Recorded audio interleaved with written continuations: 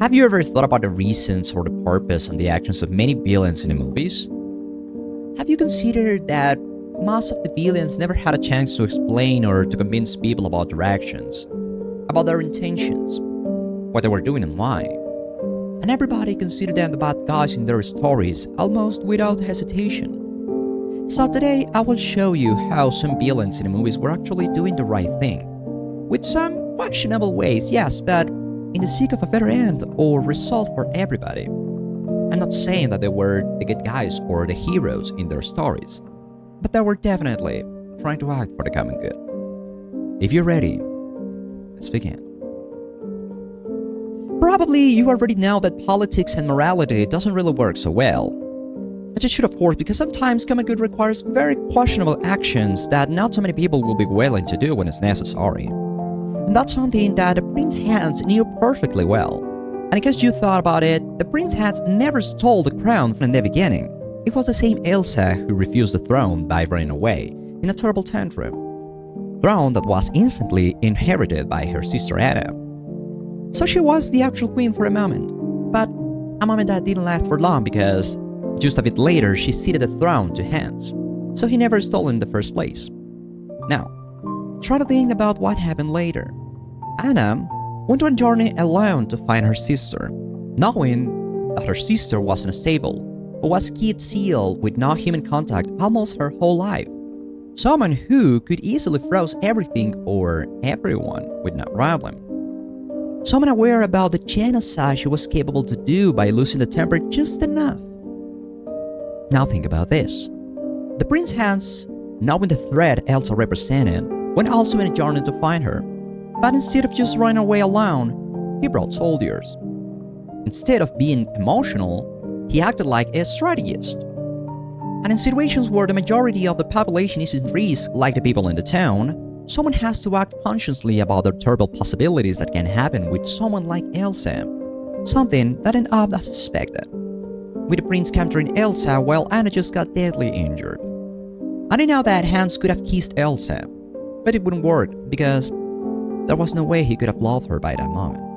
And even when he actively tried to kill her, he was trying to kill the person who condemned her own people to an eternal winter. Someone who almost killed her sister by not being capable to control her own emotions. And besides, as we know from the second movie, if Elsa dies, everything that was created by her magic will be gone with her. So at the end, Hans would have saved the town or the whole kingdom from a terrible fate, giving them a better and more prepared ruler willing to put the population over any emotion. And I will seek for the good of the majority, unlike Anna, that just wanted her sister back almost for nothing but an emotional reason, not even thinking of the risk her sister represented to the population.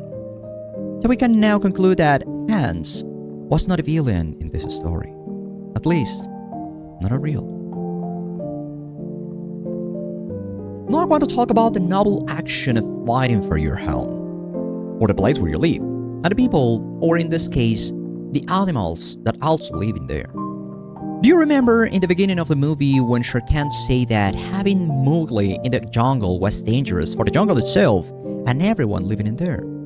Something that, knowing the end of the movie when everything was burning and all caused by Mowgli, we can then understand that Shere Khan has some reason in his words. And when Kay talked about the story of Shere Khan, he mentioned that the jungle was set on fire before, long ago.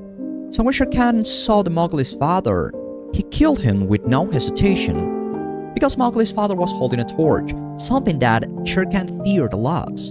So he thought for a second before killing him about the risk he just saved the whole jungle from, but losing an eye in the process, almost like a payment for his action. And by the time passed by, we saw Mowgli using or inventing different tools, so it was a matter of time for he to finally create fire and eventually end up burning the jungle. So, animally speaking, if that makes any sense for you, wouldn't it be more logic to just let Shere Khan take care of him and save everyone in the jungle from a terrible and almost inevitable fate? Shere Khan never had bad intentions to the other animals or to Mowgli himself. He just bases his ideas in the experience he has had with the humans in the past. And he was actually always capable to take care of Mowgli very easy, but he somehow respected the rules the animal had in that place. But unfortunately, as we see in the movie, Shere Khan was always right. And if the elephants hadn't been there to save the jungle and all the animals, everything could have been way worse. So yes, questionable ways of action. But Shere Khan was never the villain in this story. Okay, last but not least, we have to talk about the natural instinct of surviving. And not only humans, but pretty much all life has thanks to the evolution. And then I'm not talking about things like stealing to eat or to provide for your family. I'm talking literally about life or death, where nothing but our survival instinct can probably save us when there's nothing else to do or no other option. And taking into account all of that and the way we create things based on our image, and how we transfer most of our ideas or thoughts to the things we create, we can then find patterns of that in every human creation.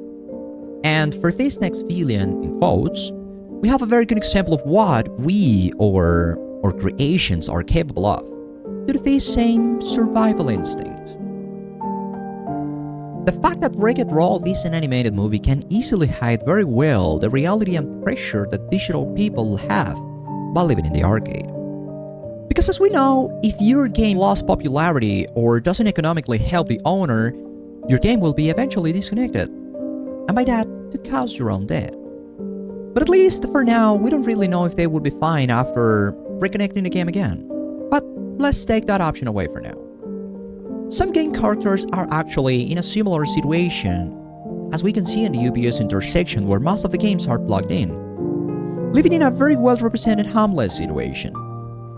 But how to blame them if they face their own possible death by being disconnected? So knowing all of that, we can then consider that a little bit more why Turbo did what he did. He, by his actions, caused the disconnection of a different and new game that not only in his mind but actually really represented a deadly threat for him. But being incapable to properly adapt to that game, he had no chance to save it with him. So he did again what every human would have done in a similar situation in order to survive. But in this new game where most of the people would easily consider him the real villain, so many things happened that actually confirmed that he never was. Actually, even without knowing, Turbo was in fact saving the game from disconnection. Let me explain. As you can see in the second movie, the company that created the game, Sugar Rush, was already broke, due to a very well-known issue that we can see in the same movie. And the thing is that the glitch Penelope had was never caused by Turbo, because the intervention he did in the game actually helped it to survive long enough, compared to other game versions in different places. Even the store owner had already removed one of the controllers from the game, because anyone who chose Penelope had already an easy win, and mentioning that the game doesn't even make $200 a year. So he actually considered to disconnect the game already, and that's why the fact that Turbo removed Penelope from the playable characters actually helped the game to survive. Because while Turbo was in control, the game was doing perfectly well. And just after reestablishing Penelope, the owner had to remove one of the controllers and later after that, to disconnect the whole game. So yes, of course, Turbo didn't do good things, and everything was more than questionable, because Penelope could have been in a better condition that King Turbo could have easily provided her. But at the end, he was doing what everyone would have done in a similar case of life or death, but also was helping the game and all the characters living in it without even knowing. So he was more like a victim of his own situation. But I don't know. What do you think? I'd like to know your opinion. I'll read you in the comment section. But for now, thank you very much for watching. Don't forget to subscribe so you don't miss the next videos. I am the Dark Agent, and I'll see you again.